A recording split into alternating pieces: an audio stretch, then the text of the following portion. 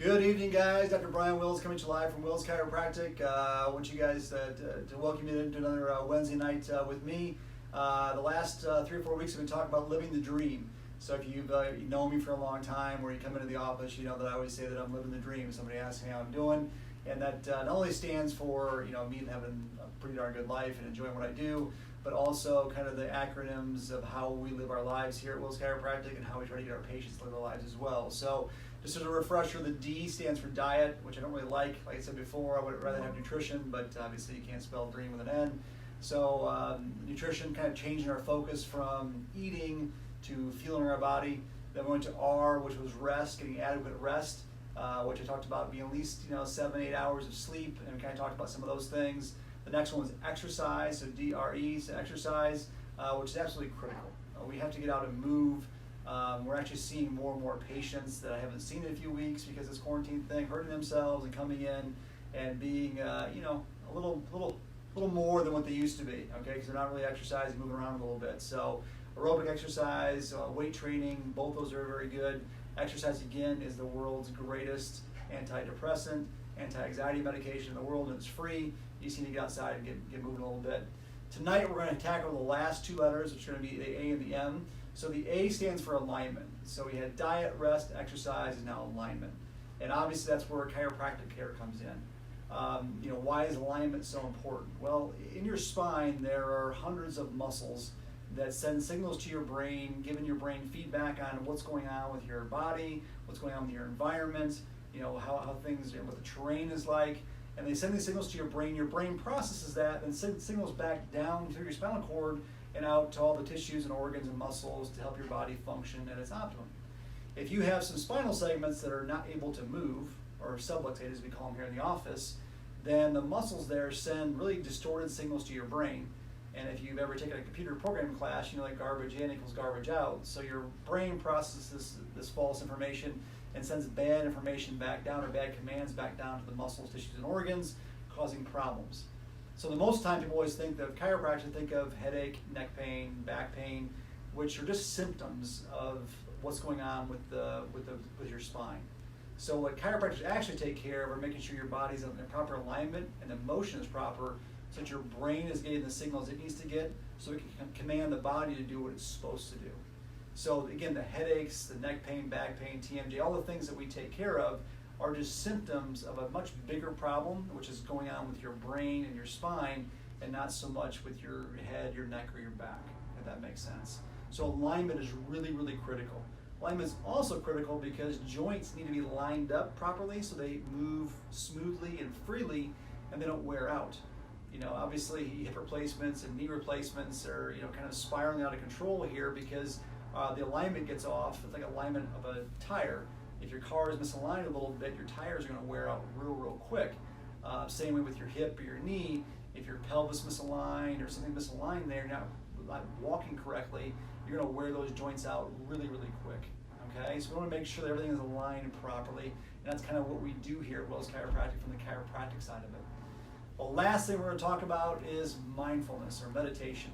So we had the D.R.E.A.M. Okay. Now, I couldn't have worked this out any better with talking about mindfulness here, kind of the time that we're at. We're super stressed out.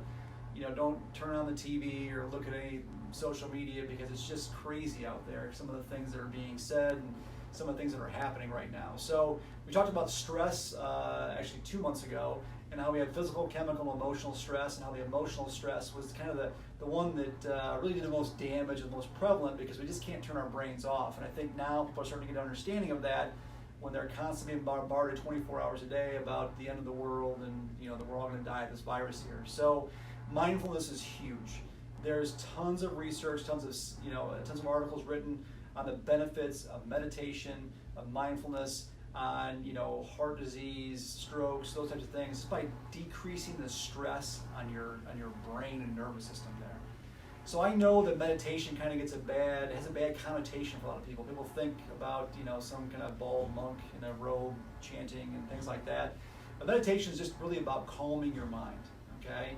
And there's no special trick to it, but people seem to be intimidated by it sometimes. But everybody pretty much has a smartphone now, And there are a million different free apps on guided meditation that basically take you step by step by step on how to meditate and even go through it with you. So I would highly recommend that you download, one or two or three of these apps. I don't, advocate for any specific app. There's certain apps that I like that speak to me. There may be some different ones that speak to you out there, but it's really, really critical to start doing that to kind of just decrease the mind. Again, your brain can't tell the difference between a chemical stress, a physical stress, or emotional stress. So we need to make sure we calm our brains down so our bodies can function and heal, as opposed to just the survival mode that we seem to constantly be in there. How long should you meditate? Again, it can be as little as 3 to 4 minutes, 5 minutes, as long as an hour if you wanted to. I kind of recommend a lot of our patients meditate for at least 10 to 15 minutes, maybe 20 minutes, somewhere in there. It's kind of long enough to really decrease the brain cycles, get your brain kind of down in more of a resting state, more of a healthy state, and a growth and repair state, as opposed to that amped up, kind of pegged, the volume at 11, so to speak, that we're kind of running at this point in time. So again, I don't care what kind of meditation it is. It could be a breathing, could be a lot of different silent meditation, whatever it is, we need to start doing those things. So there's living the dream. So we got diet, rest, exercise, alignment, and mindfulness for meditation. Okay. So I've given you 5 really easy things to do to be able to really skyrocket the health of not only yourself but your family as well. And in this time that we're going through, it is critical that we're striving to be as healthy as possible, because if we don't, all this staying at home stuff is not going to work.